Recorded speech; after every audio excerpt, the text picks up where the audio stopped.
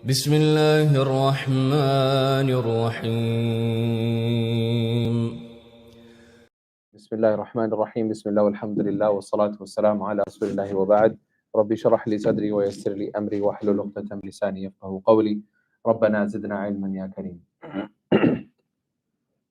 So last time what we had done was we had stopped at the story of Khadir, and the last session that we did, we had a long discussion on whether Khadir alayhi salam, is he alive on this earth, is not, and we mentioned different opinions of the scholars. Some of them said that, the majority of them said that because of the hadith of Prophet sallallahu alaihi wasallam, that he said that after 100 years of my death, anybody who is alive on this earth will not live.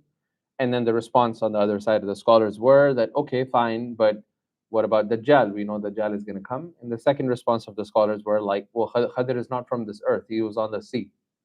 So the hadith talked about people on the earth. So Dajjal is on the sea, Khadir is on the sea, so he's excluded from this equation. And then so on and so forth, that discussion goes on. And then the discussion on what realm he operates in, we had a detailed discussion on that, he is more concerned with the batin, how Allah subhanahu wa ta'ala operates the world, which you and I cannot understand, right? There are things that happens that we don't understand. And then there was a discussion that we said we will leave it because that discussion is necessary for us to understand Khadir alayhi salam's discussion as well as what is to come, which is Dhul Qarnayn, which is that, and this is the beauty of the Quran, right? If we keep studying the Quran, we're going to get chunks of every science that we need to study. You'll get chunks of that. So this portion of what I'm going to discuss is part of our aqidah, right? Which is what we believe in. Which is that something that the West calls paranormal activities, right? For us, we believe that those things can take place. And we have a name for that, which is called mu'jizat. Mu'jizat are things that take place at the hands of the Anbiya, specifically, only Anbiya alayhim salam, only the prophets, in order for them to provide proofs of prophethood to the people that they're calling. After the Anbiya alayhi salam, comes a category of which is called karamat. Okay, these are also things that are khariq al-ada. These are also things that fall out of the normative scale of the world, the normal operating system of how things work. And these are things that the wali or the person who is so close to Allah subhanahu wa ta'ala, he does not have control over. It's not like, oh yeah, I'm going to do this karama now and it'll happen. So a lot of what we see sometimes where, people claim that they have karama and then they can bring karama at that every moment. It's not. They don't have the control to say, okay, now I'm about to do a karama, all you guys get ready. Right? It doesn't work like that. It is something that happens that Allah allows this particular thing to happen. So an example of that was that we were traveling with one of the scholars, and it was 4 of us. And we were in the car, and it was a very pretty famous scholar in Medina, and we were in the car with him. And we wanted to go from a place where we were to a place which was almost an hour drive. Now, the person whose car we were in, the window at the back, that window does not go up and down. We all know that because we drove in the car from Riyadh to Medina. Like, that window doesn't come down. So we're in there, and then the Shaykh is like, let me just put the window down. And he just presses the window and the window goes down. So we're like, all of us were, because we were recently studying students of knowledge, we're like, karama, right? Then what happens, like, we stopped at the gas station, whatever, people went to get stuff, and we went and we checked the window and the window is not working. So the Shaykh comes back in the car and we're like, Shaykh, it's getting hot. Can you roll up the window, put the window down? We're trying to test his karama. And he's like, La tal'abu ma'i. Don't play with me. I know what you're trying to do. Okay? This is not a karama, right? Like, it's a short circuit and the wire just connected once time. So sometimes we take these little things as it's not. It is something that is actually falls out of the normative day-to-day of life. And I'll give you some examples of that. So how do we know these things exist? Because of what happened with the Sahaba. Okay. Now, the belief of karamat, there is a very big I would say almost 50% of the people that completely deny this from the Sunni tradition.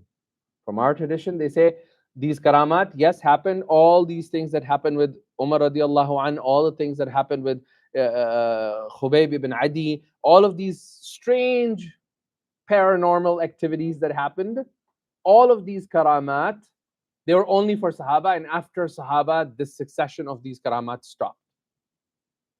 And there's a pretty big chunk of scholars that also say, no, that's not true. They take place throughout time, and they're also taking place today. They can take place today, right? The probability of it is far less, but it can take place today. The example of that. So the Sahabi that was in Yemen, and this is a very famous hadith about Prophet's narration of Umar radiallahu an, where he said what? He said, Alhamdulillah alladhi lam amutni. Allah, praise be to Allah that Allah had not taken my life until I saw a person from the companions of the Prophet at the level of Ibrahim alayhi salam. The story was that this Sahabi was in Yemen, and he was thrown into fire, and he stayed in fire for 7 days and came out alive. And he came back to Umar radiallahu anhu in his khilafah and told him the story. And he said, praise be to Allah that He didn't take my life until I saw someone from the Sahaba, from the Ummah of Muhammad at the level of Ibrahim. Similarly, Khubayb ibn Adi, when he was being Khubayb ibn Adi and the second person that was with him in the ambush. They were both ambushed right after Badr, and there was an ambush. They were going out for a secret mission, and they got ambushed by the tribe. It betrayed them. There were 10 people, 7 were killed, 3 took refuge on top of the mountain. One of them was Khubayb ibn Adi. I forgot the name of the second one. And the third one, the name is not mentioned in the books. So these two, they had amazing karamat. One of them, he raised his hands and he said, oh Allah, akhbir nabiyyak ma fa'alu bina. Oh Allah, tell your Nabi what they did to me. And Jibreel alayhi salam from the 7th heaven came down and told Rasulullah sallam the entire scene of what happened. Then he said, this person on the mountain, he said, oh Allah, ever since I became a Muslim, I have not allowed a kafir to touch my body. If I die today, protect my body and fulfill my promise. I've promised that I will never touch a kafir, and I will not allow a kafir to touch me, a mushrik. So protect my body from it. There was a lady by the name of Sulafa bint Mahyan. Sulafa, she was a very, really rich woman, and her 3 or 4 of her close male relatives died in Badr. So she took an oath that and it was this person who killed all of her relatives. So she took an oath that I shall not take respite until I drink water in the skull of this person. So she gave 1,000 dinars. A lot of money, not dinars. Said, anybody who can bring me the head of this person, I will give them 1,000 dinars. So this person dies. As soon as he dies, the karama, the narrator is mentioning. Who's the narrator of the story? Jibreel alayhi salam. Jibreel alayhi salam says, فَأَرْسَلَ اللَّهُ ضُبَابًا. Allah sent fog. And everything, the entire place was covered with fog. They could not see. So they said, we'll come back and take his body tomorrow. Nothing's going to happen. Anyways, it's a desert. There are no wild animals here. Next day they came, they could not find his body. And his body was buried by the angels. Khubayb, on the other hand, he is also being executed in Makkah, a public execution. And right before he is in the prison, he is in the house of the woman that is basically, the one who captures him. He was held captive in that house, and the woman was taking care of him. So he says to the lady of the house that bring me a razor so I can beautify myself to meet Allah. That I just want to fix my beard because I'm about to meet Allah subhanahu wa ta'ala. So she brings that blade and she says, when I entered, I found that he was eating grapes. وَأَهْلُ مَكَّةَ لَا عِنَبَ لَهُمْ. People of Makkah, this is not the season for grapes. And he was eating grapes while his hands were tied. Okay? So these are karamats that happened at the time of, and the list can go on with the Sahaba. Sariya, Umar radiallahu anhu is on the mimbar. He says what? Ya Sariya wara al-jabal. 3,800 kilometers away, Sariya hears the sound of Umar radiallahu anhu saying, behind the mountain is the enemy, be careful. Right? So these are things that Allah subhanahu wa ta'ala is capable of doing then and now, and these are called karamat.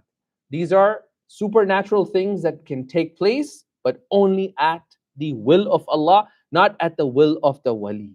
That is very important. Okay? So so all that we're going to study today is going to be of that category. So we must understand this. So now the story begins. Remember the three questions that were asked? Ashabul Kahf, يسألونك عن الروح, and yes, رجل طاف المشارق الأرض ومغاربها. So Dhul Qarnayn. So today we begin the story of Dhul Qarnayn. The person, Dhul Qarnayn, is he a human being? He had horns. Okay, so let's talk about his name first. There are 4 aqwal of his name. Okay, there's going to be a little bit different style of tafsir because we must understand this. Okay, I generally don't do aqwal and stuff, but this is going to give you appreciation of the science of tafsir today. Dhul Qarnayn. Number 1, Qarn is a century. So Dhul Qarnayn, the one who lived in 2 centuries. That's one tafsir. He lived the latter part of 1 century and then the latter part. So all of you guys are Dhul Qarnayn, right? According to that, because you lived in the previous century. Hopefully, some of them didn't. Some of them didn't. Yeah, you didn't. You didn't. You didn't. People before, anybody that was born before 2000, you are all Dhul Qarnayn, according to that definition. Because you lived in 1 century and now you're living in another century. That's one meaning.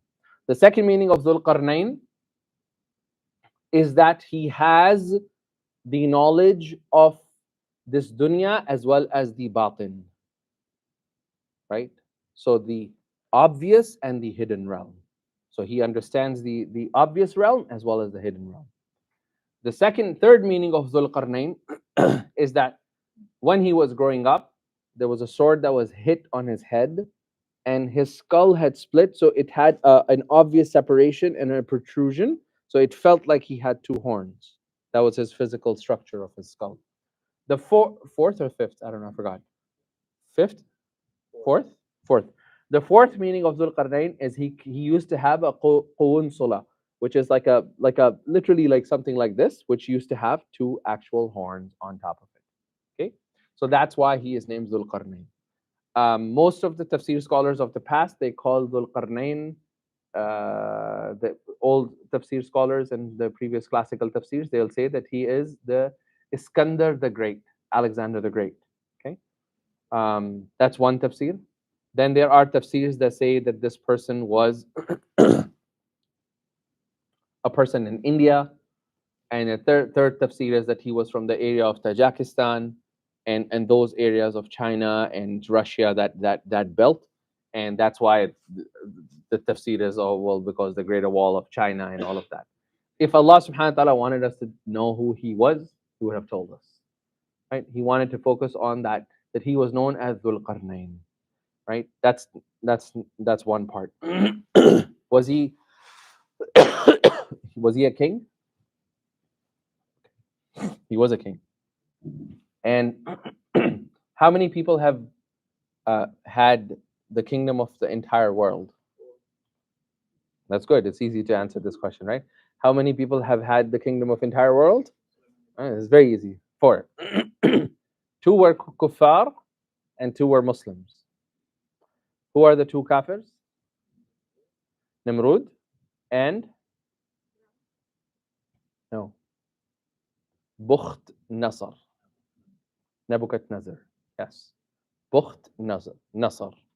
These are 2 kuffars. 2 Muslims, Sulaiman alayhi salam and Dhul Qarnayn. Who's the 5th one?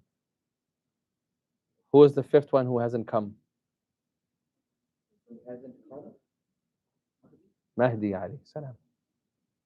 Huwa aidan, he will also be the Amir of the entire world. The entire world will submit to him. Okay? He is to come. He's not here yet. Now, Dhul Qarnayn About him, there are two aqwal. One is that Dhul Qarnayn was a human being, and the other is that Dhul Qarnayn was a angel. Okay? In either case, okay, if you want to take him as a human, if you want to take him as an angel, in either cases, the tafsir that we're going to do is going to make sense to you. If you're going to take him as a human being, then that means that he had literally mu'jizat, right? Like, can human beings survive in space? Without, can human beings survive in space? Like, without any spacesuits and stuff? Is it a possibility for us to survive? You don't think so? No? Probably not. Yeah, Isra Mi'raj is in 20 days or something. Didn't he go on Isra wal Mi'raj without spacesuit? He not only went there, he actually went all the way to the seventh heaven, right? So if you just go to like the height of Mount Everest, it's so cold that you can't survive. But he survived. Where is Isa alayhi salam right now? With his physical body. He's in the second heaven. He's surviving. Idris alayhi salam, right? On the fourth heaven, right? His ruh was taken. He was physically present in the fourth heaven. Okay? So, and that's why it's important for us to understand aqidah. Okay? Something that hasn't happened or is least likely doesn't become impossible. Yeah, you can say that it's a high probability that if you go to the space, you're probably going to die. High probability. But having said that, is it possible for somebody to survive in space? Absolutely. Allah subhanahu wa ta'ala can alter all of the composition of your body for you to survive in space. Absolutely. When we're going to be in Jannah, there's going to be no bathroom. We're not going to go. There's going to be no defecations. There's going to be no urination. Like nobody's going to urinate. Allah is going to take, and that was one of the biggest objections that the Jewish people had, right? They're like, what kind of nonsense is this Nabi telling you that we're not going to have this? So the one of the qadis, they said to the Jewish people, he said, when you eat your food, does all of the food come out or portion of it? He said, portion of it. He said, the one who is capable of taking portion to your body and other exits your body, is he not capable of having the entire thing consumed by your body? What does it sound? You hear it? What? Printer? It stopped. Alhamdulillah. All right. So that's the other part about Dhul Qarnayn, that whether you take him as a human being or you take him as an angel, the story that we're going to discuss, it's all going to make sense. Okay. Now, وَيَسْأَلُونَكَ. The word يَسْأَلُونَكَ comes in the Quran 16 times. 15 times it comes in the form of يَسْأَلُونَكَ, mudari', and one time it comes in a form of past tense. Where is the past tense? I think it's in Surah Baqarah. Past tense, سألك. وإذا سألك عبادي عني فإني قريب أجيب دعوة الداعي إذا دعاني. Right? Whenever they ask you, O Prophet of Allah, about me, إني قريب. In all of the answers of يسألونك, Allah subhanahu wa ta'ala says after that, قل, O Prophet of Allah, say. But in سألك, the قل is dropped because Allah subhanahu wa ta'ala wanted to let you know that you don't need an intermediary to connect with Allah subhanahu wa ta'ala. إذا سألك عبادي أني, if my servants ask you, إني قريب, right away. Not even قل, O Prophet of Allah, say to them that Allah, remove that قل and connect it directly. Okay. Now, Allah subhanahu wa ta'ala says over here, وَيَسْأَلُونَكَ عَنْ ذِي الْقَرْنَيْنِ. They ask you about ذُو الْقَرْنَيْن. قُلْ, O Prophet of Allah, say to them, سَأَتْلُو عَلَيْكُم مِّنْهُ ذِكْرًا. I am about to relate to you some information. Whatever we know now is just a very small portion of the story of Dhul Qarnayn. Okay?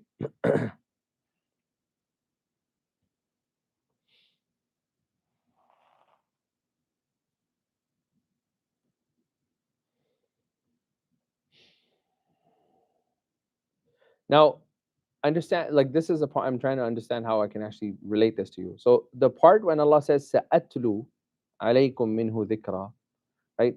In that there's an element of elevation of the story of Dhul Qarnayn, right? Because what Allah subhanahu wa ta'ala is doing is He's telling you, look, Dhul Qarnayn, whatever great actions that he did, now all of his life, his story has become a form of tilawa, a form of ibadah for you. And this is how Allah honored his positive life, his blessed life. And that is what Allah subhanahu wa ta'ala does. Right? If you and I do something for the sake of Allah subhanahu wa ta'ala, Allah can turn that action of ours as a source of ibadah for others and a source of reward for you. So every person that reads this story today, Dhul Qarnayn gets a portion of that reward too. Right? And that's the subtle part. When Allah says, Sa'atlu, right? Over here, Allah is like, I'm about to recite. So this is a recitation, and that recitation of the Quran is a form of ibadah. But his goodness turned his story into a form of an ibadah. Okay? Sa'atlu alaykum minhu dhikra. Okay? Inna makkanna lahu fil ardi wa ataynahu min kulli shay'in sababa.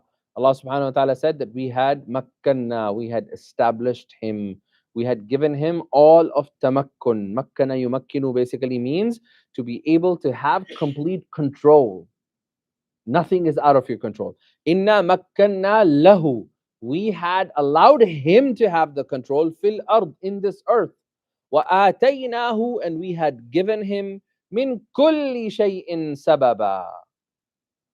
And we had given him all, i.e. the means of all things. Kulli shay'in, all things. Sababa, the means.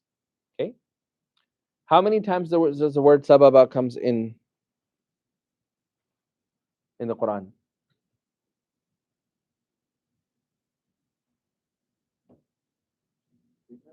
9 times.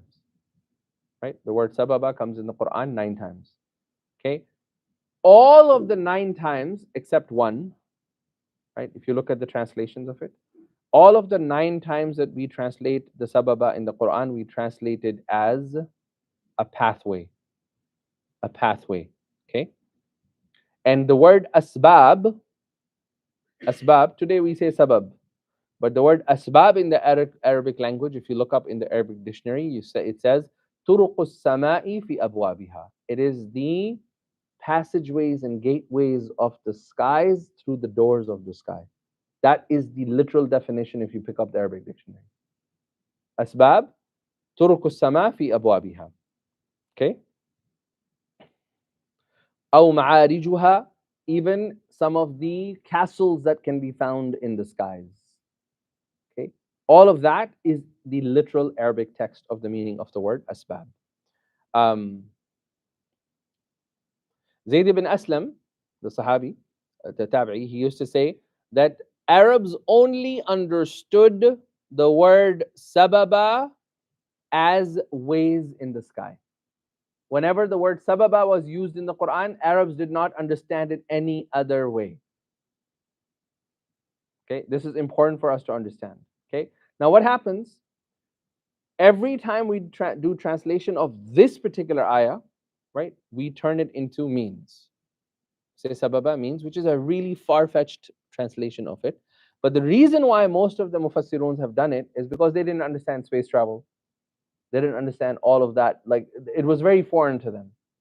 So they said, no, we'll use the word sababa, fi kulli shay'in sababa, i.e. Allah had given him all the means of all the things. The actual translation, if you do it based on tafseer al-Quran bil-Quran, doing the tafseer using Quran with the Quran, this means that we had given him kulla shay'in sababa, we had given him the means, we had given him all things that he needed for the pathways of the heavens and the earth. Okay? Now this concept was not foreign, right? What does Fir'aun say to Haman? Ya Hamanu, ibni li sarhan. Can you make for me an escalator sort of a thing? Why?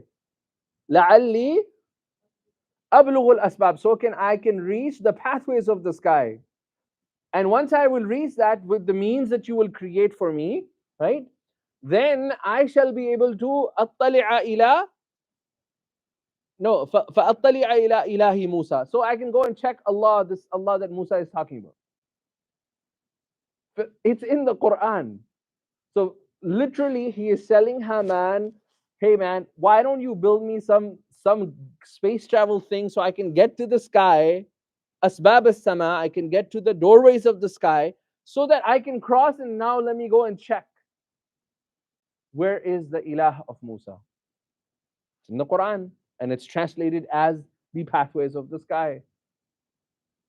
So if we take that same translation here, then the entire story takes a complete shift. Okay, how does that? So, inna makkanna lahu fil ardi, we had established him in this earth. He had all the resources that he needed. Why? Wa ataynahu, and also we had given him kulla shay'in, everything that he needed, sababan, i.e., all things that he needed to be able to enter those pathways. Okay? فَأَتْبَعَ سَبَبًا. So even in the translation, what does it say? So he traveled the course. You pick up your translation, it says you travel. So sababa in the morning, in the ayah before was means, all of a sudden next one we say he traveled the course. So if you understand it as means, then what happened?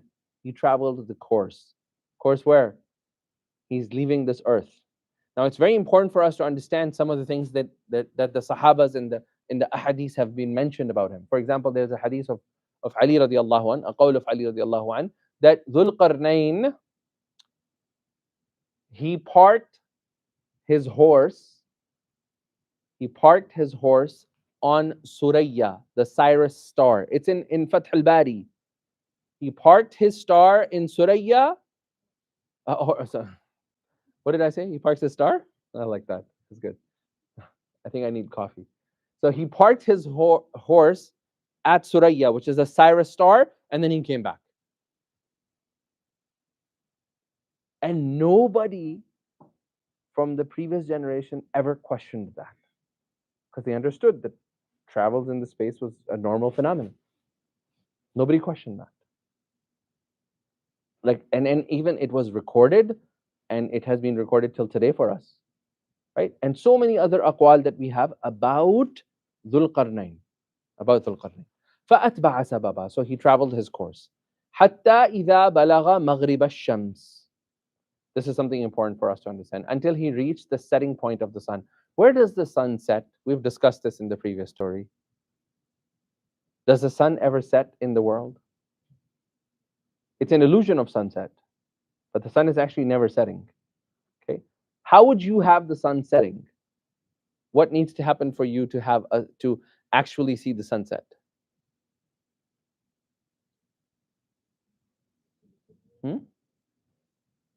And what happens in outer space? How far do you have to be in outer space? You have to leave this galaxy for you to be able to see that sun completely eliminate. Like it's no longer there.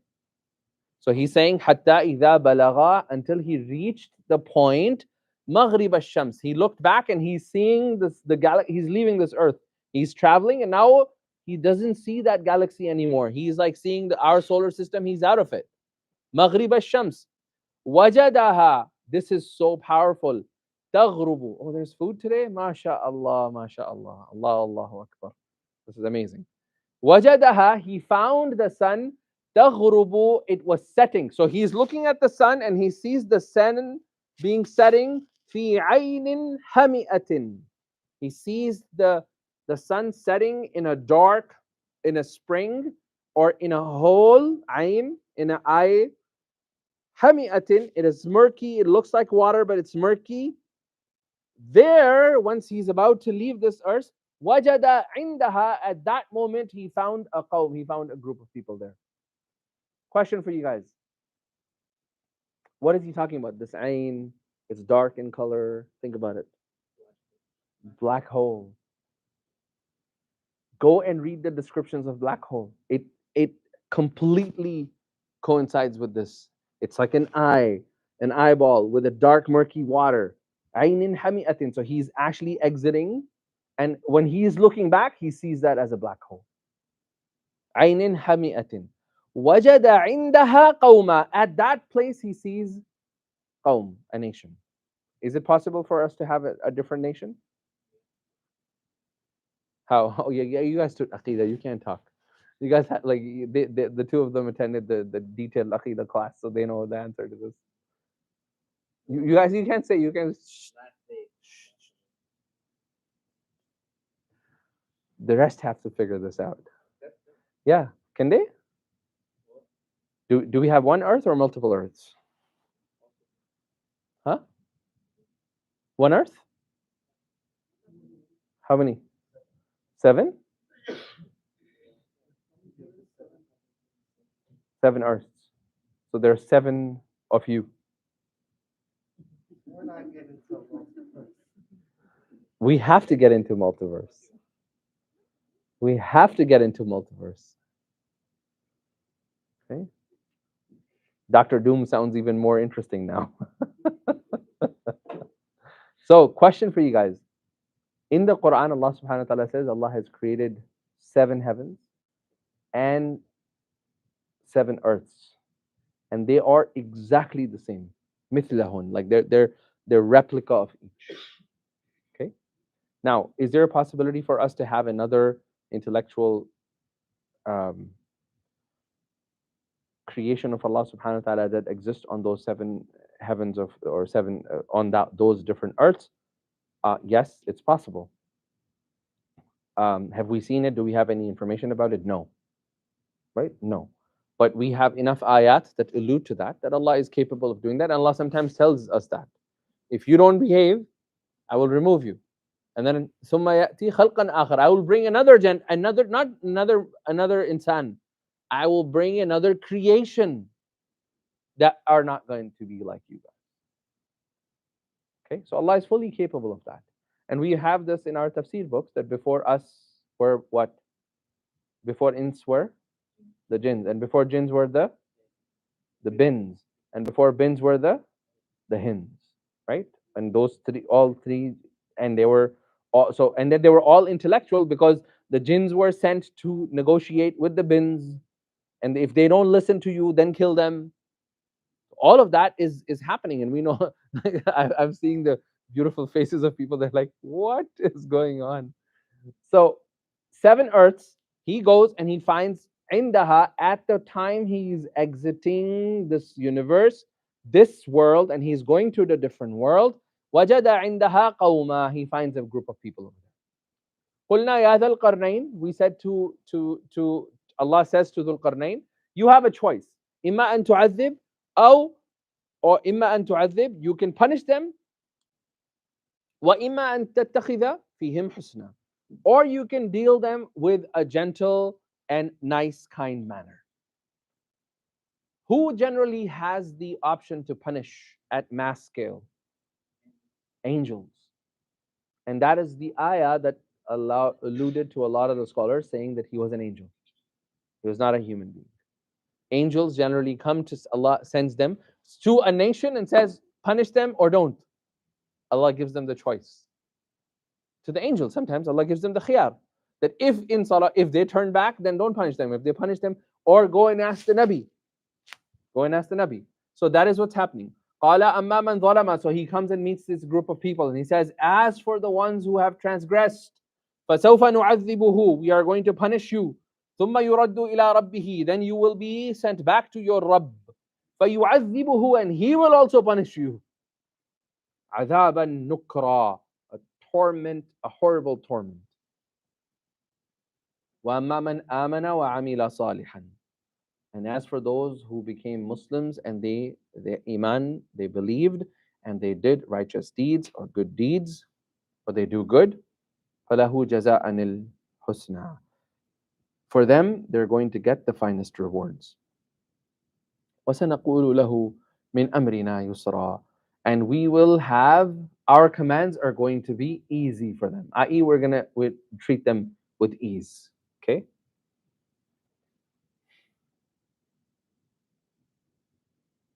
So it is important that this society had elements in terms of the formation of rewards, punishment systems, and all of that. They understood this. So it is a society, it's a group of people that had Sharia, that had right and wrong. They were able to differentiate. They had a belief in Akhirah. They had all of that. Okay?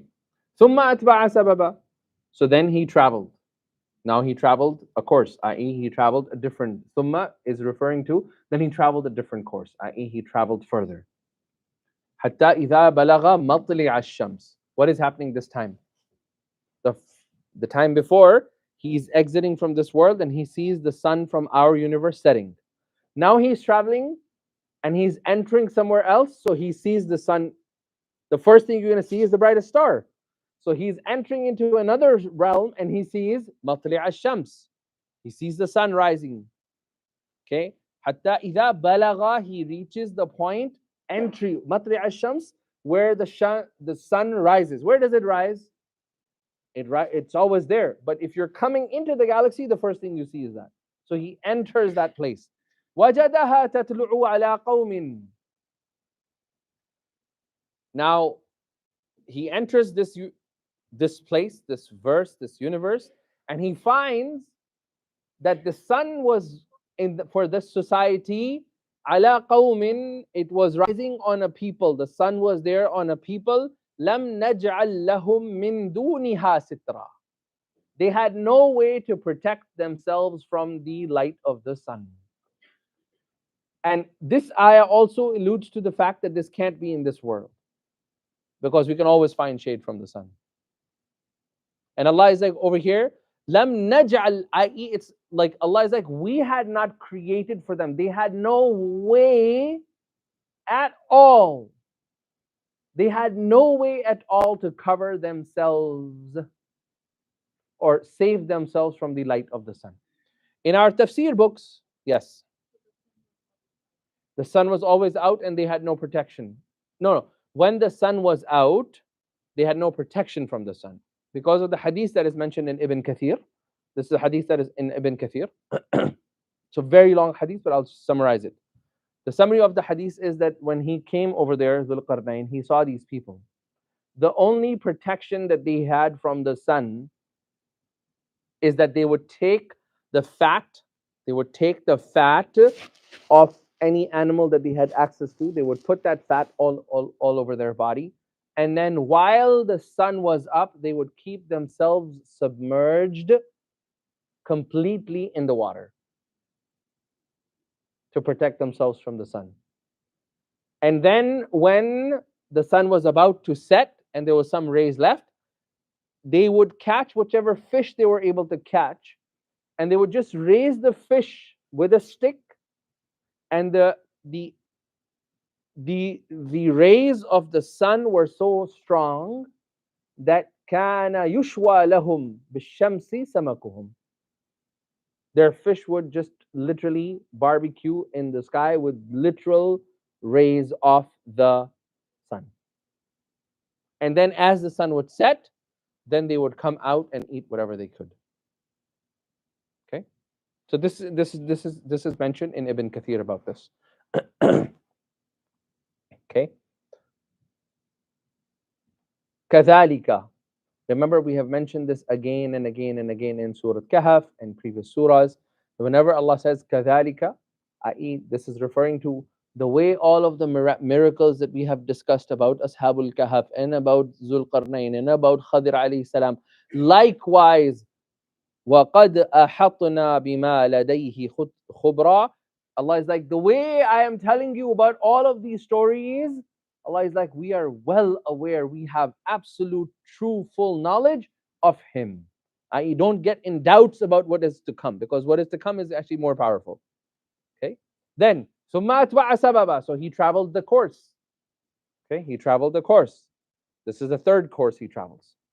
حَتَّى إِذَا بَلَغَ بَيْنَ السَّدَّيْنِ. Or another tafsir, another qira'ah, بَيْنَ السُّدَّيْنِ. Okay? Now, this is where it's really interesting, because Saddain is two mountains. That's how it is translated as. Baina Saddain, two mountains. This kalima said in the Quran comes 4 times. Out of the 4 times,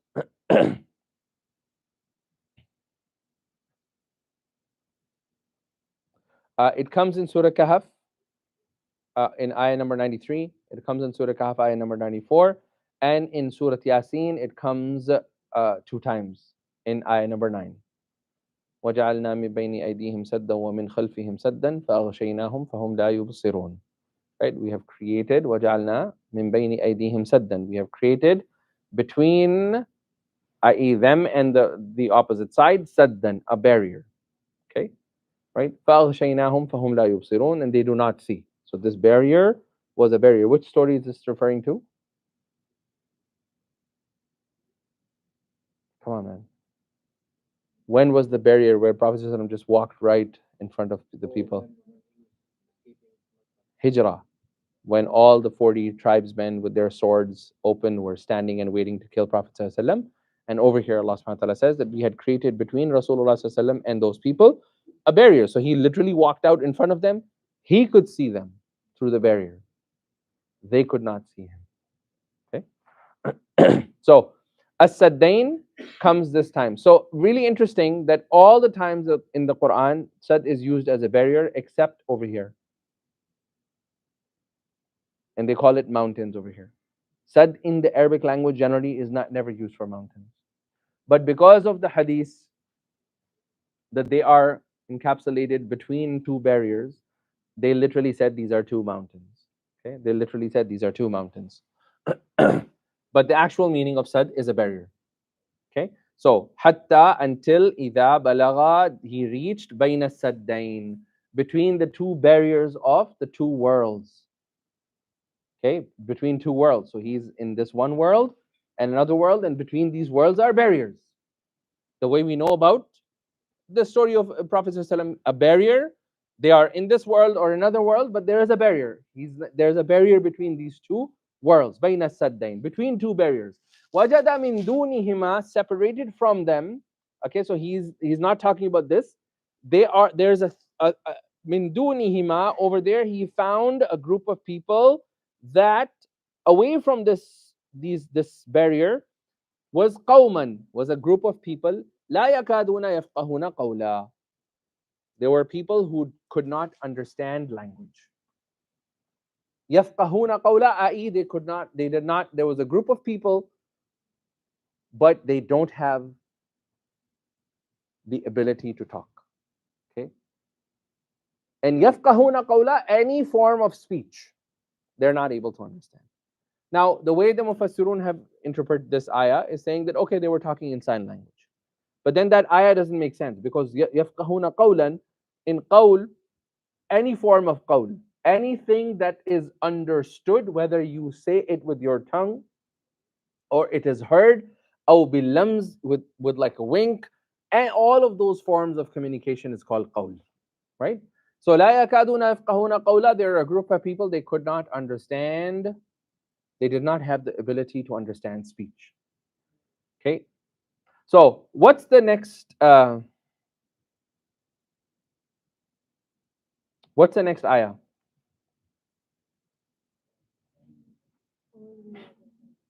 So now they're talking to Zulqarnain. How? Allah subhanahu wa ta'ala just told you they don't even understand speech. The next ayah just قَالُوا يَا ذَا الْقَرْنَيْنِ, oh Zulqarnain. Then now they're having a full conversation with him. How do you reconcile that?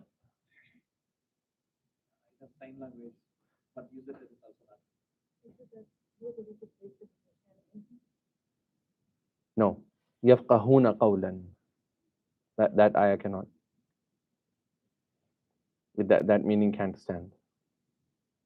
Just from the grammatical sense. I know what you're trying, yeah. There's a possibility that you can do it, but it won't stand. Because لَا يَكَادُونَ يَفْقَهُونَ قَوْلًا, any form of speech. But then right after that, they talk to Zulqarnain. You know what solved this mystery for me? You guys are gonna laugh. Okay, Mandalorian season 1. We were sitting and watching. You remember that what's that? The little green creature's name? Yoda? No. Grogu. Have you seen it? Grogu. And then that lady with the laser thing. Ahsoka Tan, right? Ahsoka Tan.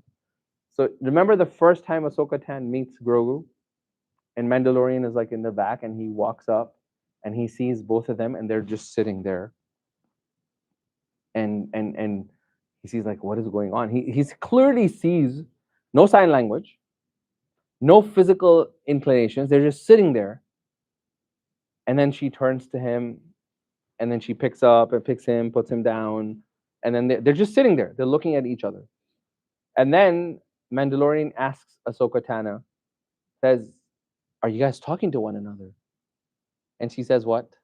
She says, "No, we understand each other's feelings.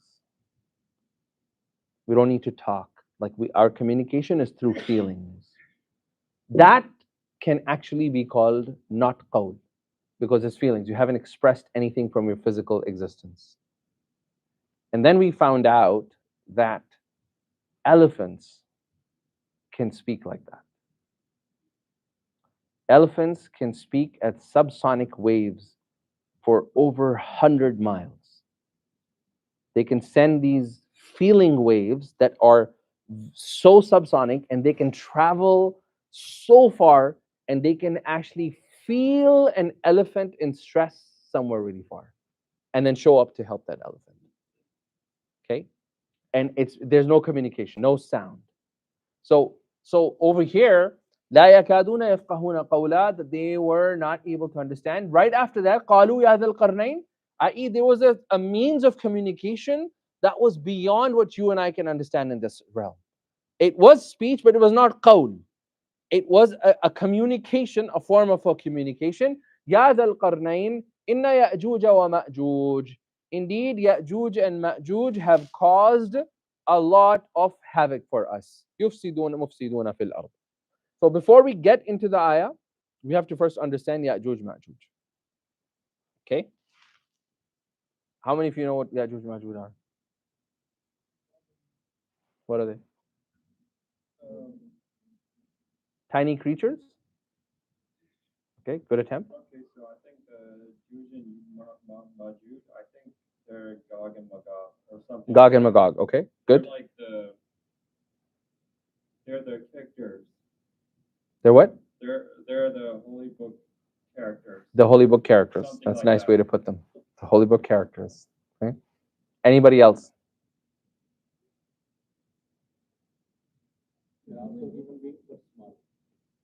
They're humans beings, but they're sons. So the first belief that we have as Muslims is that they are from Banu Adam. They're from the lineage of Adam alayhi salam. Okay? Remember the hadith of Prophet sallallahu alaihi wasallam, and that's why it is so important for us to understand a hadith in full context. Right? Like I saw some TikToker guys like, you know what, like the chances of us entering Jannah are like next to slim, because the hadith in Bukhari that says that out of the 1,000 people that Allah subhanahu wa ta'ala has created, 999 are going to enter hellfire. Yeah, Habibi, read the full hadith. And he stopped the TikTok right there. Right? And then somebody messaged me saying, he's like, oh, so what's the point of all this effort? I'm like, yeah, but read the full hadith. The hadith says, even as much as you are being shocked by this news, the Sahabas were shocked. And he said, how are we going to make it to Jannah? And the Prophet ﷺ was like, don't worry about you guys. For those 999, all of them are going to be Ya'juj Ma'juj. Okay? So there's a high probability that we'll make it. Okay? So they are from Banu Adam. That is the belief of Ahl Sunnah wal Jama'ah. This is our belief. As well as the Shia, they believe that they're from Banu Adam. Okay? Now, how did that happen? There's lots of tafsir in that, and there's no authentic hadith. How those 999, did Adam alayhi salam have children somewhere else in a different realm? Like there's lots of hadith, but all of them are either extremely da'if or they're fabricated hadith. Okay? The only authentic hadiths we know are that for every 1,000 men, for every 1,000 of Bani Adam, 999 are going to enter hellfire, and they are going to be Ya'juj Ma'juj. Okay? That's all we know, and that's what we're going to stick on. These are the ahadiths that are authentic. Okay? And I'm going to mention a few of them. There's lots of them, but I'll mention. So Ali radiallahu an, he says about Ya'juj Ma'juj. He says, "Minhum man طوله شبر." Some Ya'juj Ma'juj, their height is going to be just this much. Shibr. Okay? وَمِنْهُمْ, and there are going to be those, مَنْ هُوَ مُفْرِطٌ فِي الطُّولِ, they're going to be extremely tall. وَلَهُمْ مِنَ الشَّعَرِ مَا يُوَارِيهِمْ مِنَ الْحَرِّ وَالْبَرْدِ. They don't need to wear clothes. They are going to be filled with hair, and their hair, just like animals, is going to suffice them to protect them from heat and cold. عن حذيفة بن يمان رضي الله عنه قال سألت رسول الله صلى الله عليه وسلم عن يأجوج ومأجوج. I asked Prophet صلى الله عليه وسلم about يأجوج and مأجوج. فقال يأجوج مأجوج أمة ومأجوج أمة. يأجوج is a group of people, مأجوج is a group of people. They're two separate nations. Okay. كل أمة, every nation, 400 ألف أمة. So in Ya'juj, there are 400,000 nations. لا يموت رجل منهم, not a person amongst them from one of their ummah dies, حتى ينظر إلى ألف ذكر بين يديه من صلبه. A person from that 400,000, one of them does not die until he sees with his own eyes 1,000 male offsprings of his. Should I go further in these hadiths? Because these are all in our main hadith books and main tafsir books. Okay. Sorry? Oh, 100%. Yeah, this is a sign of, they are going to be the sign of, we're going to get to that. We're trying to understand who Ya'juj Ma'juj are first, and we'll get into that. I think we'll probably hardly get to Ya'juj Ma'juj today, but we'll see. Then the hadith goes on. قلت يا رسول الله صفهم لنا. Now we know that they're going to be so much in numbers. What is their sifa? I.e., give us the characteristics and attributes of them. Okay. قال هم ثلاثة أصناف. There are three categories. Okay. صنف منه أمثال الأرز. There's a group of them. There's a group of them. They are, so there's two meanings. Aruz, i.e., there's a group of them that are going to be the size of ruz, rice, grains. And the other meaning, if you take the word aruz as cedar trees, aruz can also mean cedar trees. Allahu alam what Rasulullah meant. Both meanings can come. Okay, I think the cedar one is more appropriate. Okay, because of all the other. So one of them, they're going to be as tall as a cedar tree. قلت يا رسول الله ما الأرز. So then Prophet ﷺ says, شجر بالشام. It's a tree. Cedar tree is rampant in Sham. Right? Cedar is rampant in Sham. You can see all throughout the Levant area. Cedar is well known to be found in that area of the Levant. So then they said, Ya Rasulullah, okay, the cedar tree, but what type of cedar trees? Because there are some small trees and then tall cedars and Canadian cedars, there's a whole bunch of cedars. Right? So then he says, طول الشجرة 20 ذراعا في السماء. Zira is this. Right? So take out your calculators. Let's do this together. Okay. This is what? 24 inches, right? 2.5 feet. 2.5 feet. So 2.5 feet is 30 inches. Do 30 inches. For simplicity of math, we'll say 3 feet. Okay. So 3 feet times 20 ذراعا, 120 of this. So 120 times 3 feet. 360 feet tall. Okay, 360 feet tall. And if you take the less estimates, then you do 2 feet times 120, still 240 feet tall. That's pretty tall. Okay. وَصِنْفٌ مِّنْهُمْ, and the other, there's a second category. عَرْضُهُ وَطُولُهُ سَوَاءٌ 20 mi'atu dhira'an. The other category, so these are just going to be tall, lanky people. The other ones are going to be wide. So they're like a square. Their length and their height is 120 dhira.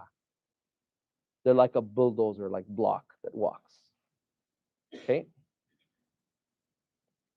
وَهَؤُلَاءِ الَّذِينَ لَا يَقُومُ لَهُمُ الْجَبَلُ وَلَا حَدِيدٌ.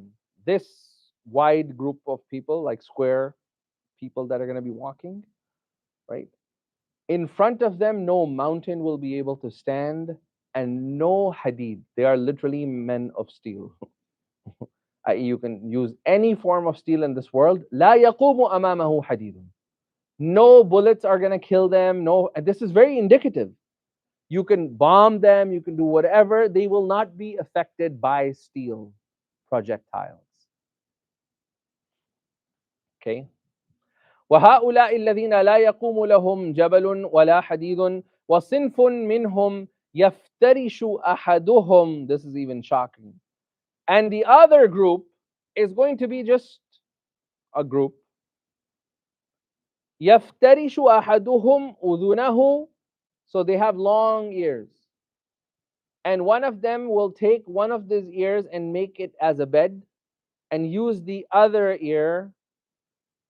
They will use the other ear وَيَلْتَحِفُ بِالْآخَرِ. And they will use the other ear as a lihaf, as a blanket. Okay? And then Prophet ﷺ says, وَلَا يَمُرُّونَ بِفِيلٍ وَلَا وَحْشٍ وَلَا جَمَلٍ وَلَا خِنْزِيرٍ إِلَّا أَكَلُوهُ. They will come across any wild animal, except they will literally grab that animal and eat it. إِلَّا أَكَلُوهُ. إِلَّا أَكَلُوهُ وَمَنْ مَاتَ مِنْهُمْ أَكَلُوهُ. If one of them dies, they will eat their own kind. They have cannibalism in them. مُقَدِّمَتُهُمْ بِالشَّامِ. When they're going to enter this world, they are going to, the front end of that their battalion, the front end of their cavalry is going to be in Sham. وَسَاقُهُمْ بِخُرَاسَانِ. And their other end is going to be in Khurasan in Iran. So all the way from Sham today, Syria, Damascus, all of that, and all the way to Iran, when they're going to, that's how long their army is going to be. Okay.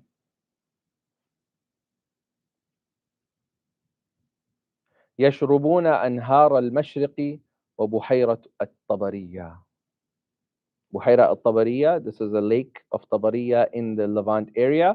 They're going to drink every water source that exists from Khurasan, Iran, all the way to this area, including Buhaira al-Tabariya. Okay.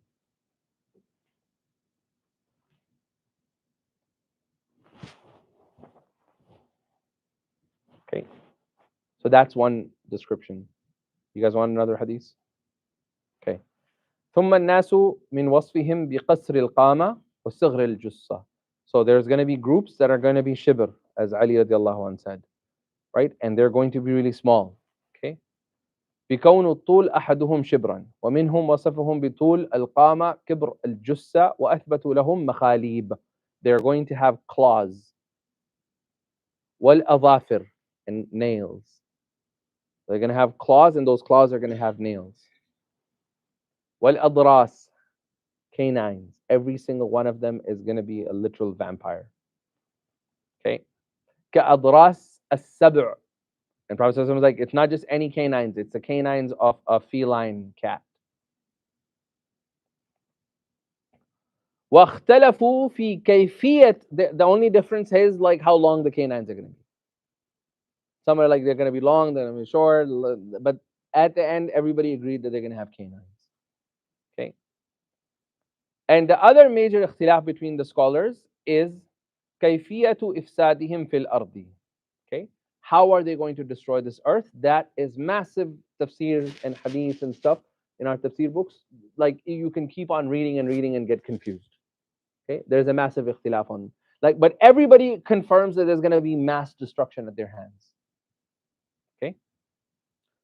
فلا يتركون لهم شيئا أخضر ولا جملة بلفظ الفساد. They're not going to leave anything. And when we use the word fasad, it means every single thing of corruption and fasad you can think of, they're going to engage in. Okay.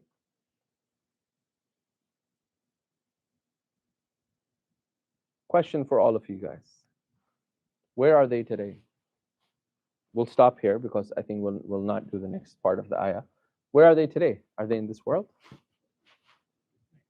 So if they are this big, and they're behind a copper wall, the wall has to be at least 250, 240 feet tall, at least, on the least estimates of zira, right? We'll take a short man's zira, right? So, but still, where are they?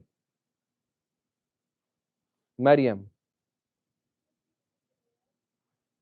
Could they be in a different realm? Can they be in a different realm? They could. Okay. Anybody else? They're here. We don't see them.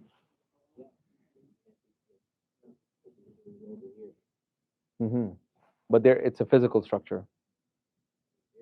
The jinn interacts with their physical world of ours. They don't have their own physical world. So they use our world, but we just don't see them. They have a physical realm. Okay? 240 feet tall copper steel building, copper steel wall.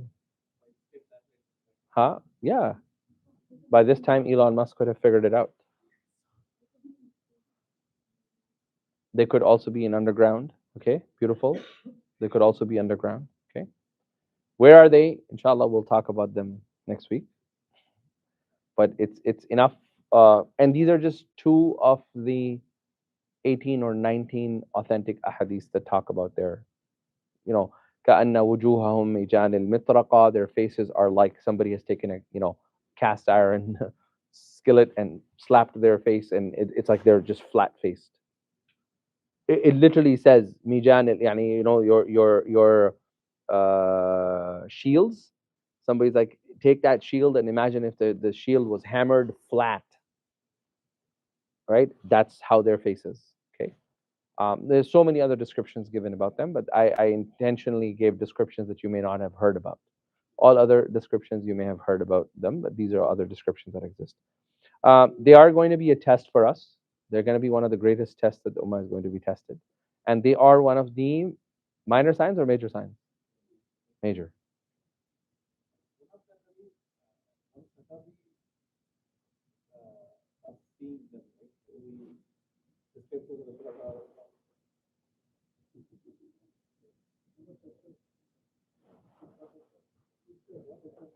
We'll talk about it. We'll talk about that, inshallah, next week.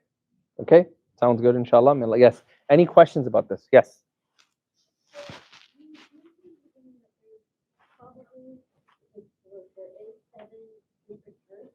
Yeah, it's in the Quran. We don't know. Allah subhanahu wa ta'ala doesn't tell us that.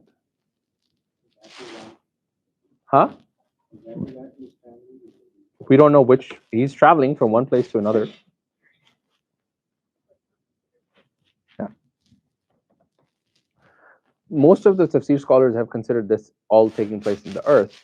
But then I look at it from this angle. If this story is supposed to protect me from Dajjal, considering that he went from China to like Japan, and then he saw a sunrise, is not very miraculous in its nature, if you think about it.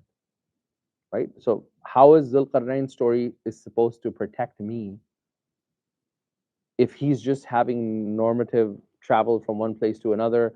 So it literally, because some of the tafsir scholars, they said, basically he started traveling until he came to a city, and because he was traveling all day long, the sun was setting in that city. But then there's a lot of questions that are unanswered. For example, tell me a city that you cannot, this city did not have any protection from the sun. That's not possible.